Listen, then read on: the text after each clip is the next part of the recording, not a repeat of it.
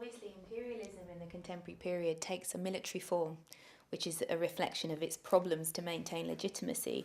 But you've also sort of developed the concept of the liberal virus to understand the ideological form. Could you tell us a little bit more about what you mean by the liberal virus? Modernity has been is a concept which is full of contradictions. It has been gradually elaborated. It had started in China, not in the West. I mean, China achieved a long 4 or 5 centuries before Europeans three major changes. One was moving to inventing public service. You know, having the society managed by people with education through schooling and so on, instead of the aristocratic pattern of managing societies.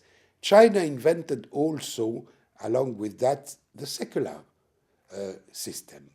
When the emperor of China in the Song period moved out of Buddhism and considered that the religion is another affair, is separated from the state, that was an enormous.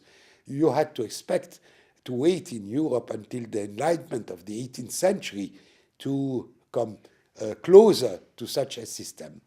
And China invented also a third principle, as of Confucian China, that is that men, at that time people were speaking of men, of course, we should say humankind, which includes men and women.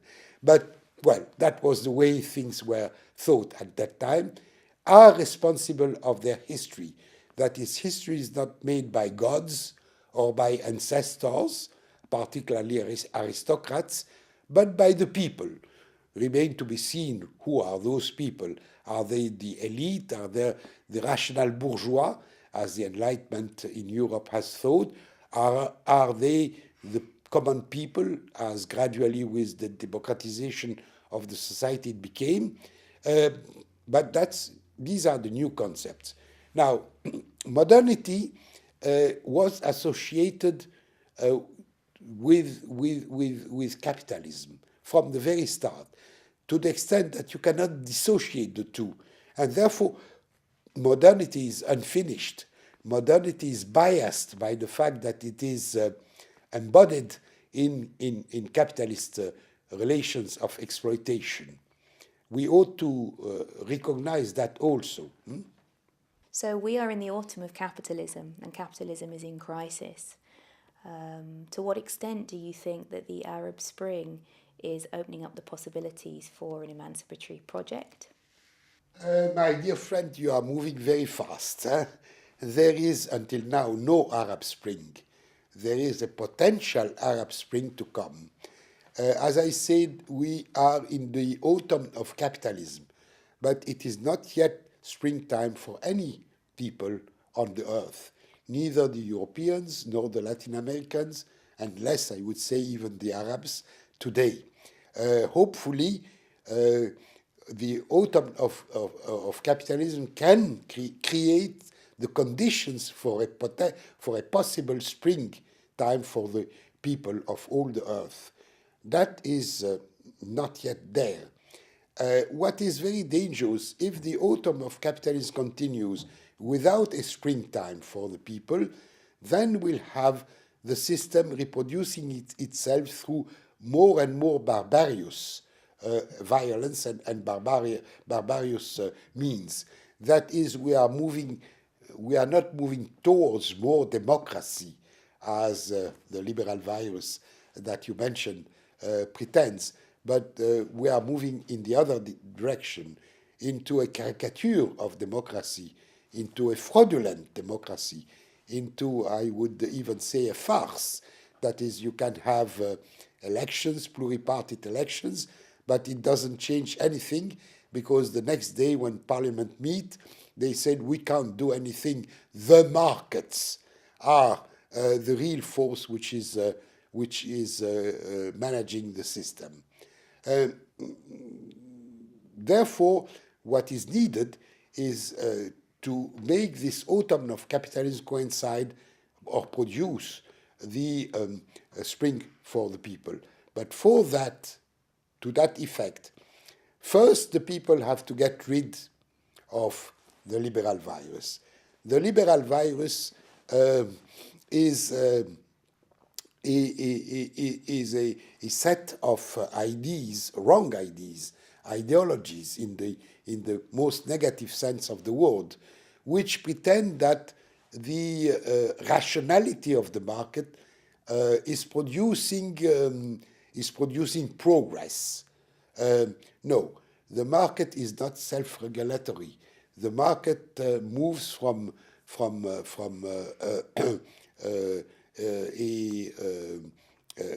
stage of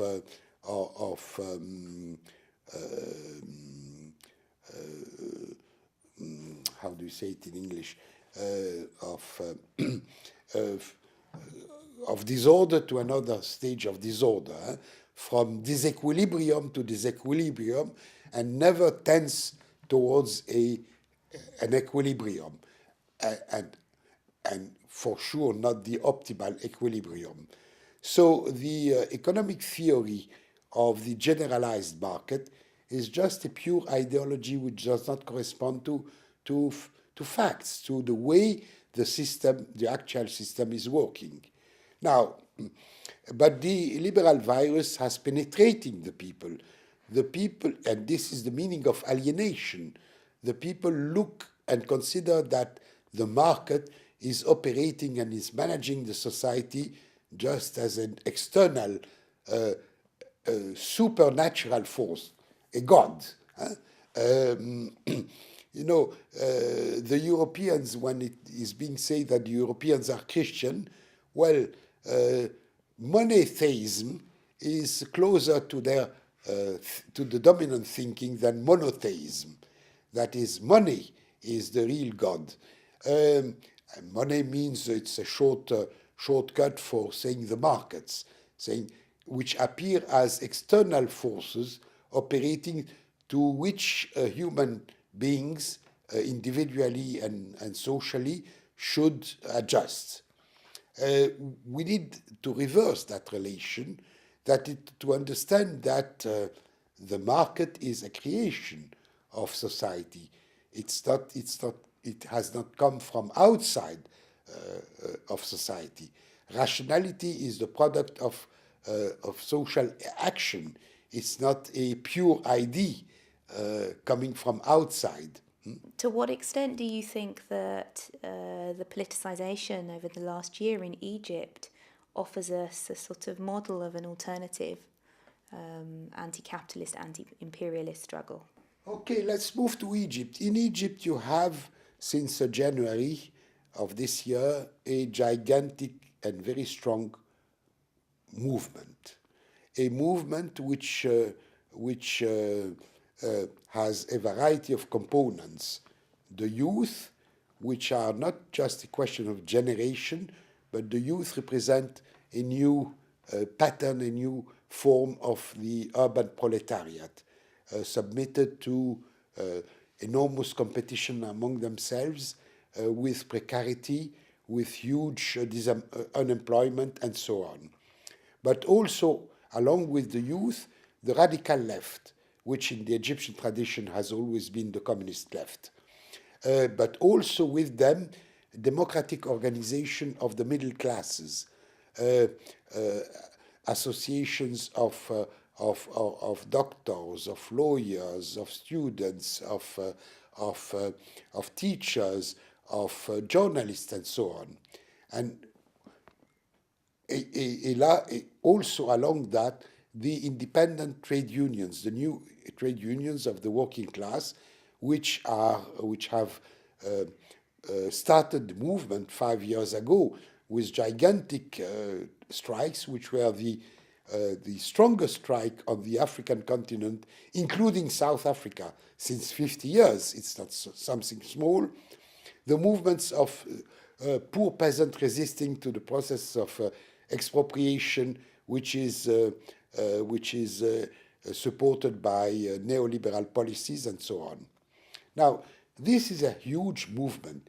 It has proven to be a huge movement because while starting with a demonstration of about 1 million people on the 25th of January, within a week it moved up to 15 million people occupying the streets of all towns in Egypt for a couple of weeks, for 2 weeks, day and night. It's not a small figure. But this movement has various components, as I said. And of course, there are various levels of understanding of the, what could be the targets of that movement. But it is gradually moving towards an understanding of three combined targets.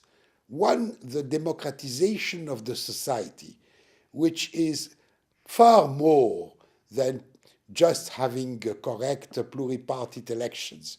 Democratization of the society, which includes gender, which includes the relationship between religion and state, which includes the managing of the economy, the major political and economic decision of the state and of the productive system, which includes all that. And second, associating the democratization of the society with progressive change, with social progress. While until now, whenever you have a fraudulent democracy here and there, it is associated with social regression. Look at Britain, for instance. You may say, well, Britain is relatively a democratic country. It is, as compared, if you compare it to, let's say, Colombia, for instance. But nevertheless, this democracy in England, in Britain, is associated currently, since 3 decades at least, with social regression, not with social progress. That is the opposite of the demand of the Egyptian movement, which aims at associating democratization of the society with social progress. Now, these are the targets. Now, none of those targets have been achieved until today. None of them. Neither the democratization of the society nor social progress. Because the power system, the counter-revolutionary forces are also, in the case of Egypt, very strong. And they combine the reactionary parties, the former party of Mubarak, but it has disappeared, but it has been immediately replaced by a number of parties which are exactly the same. The army, or the command of the army, which is associated with that system of exploitation and of oppression. The Muslim Brotherhood, who have never been, as they pretend, in the opposition to the system, but who have been always partners in the system. The system since Sadat and then Mubarak gave to the Muslim Brotherhood three major institutions in the state: education, justice, and the TV. And do you know a government which would deliver to the opposition such important institutions? Of course, no.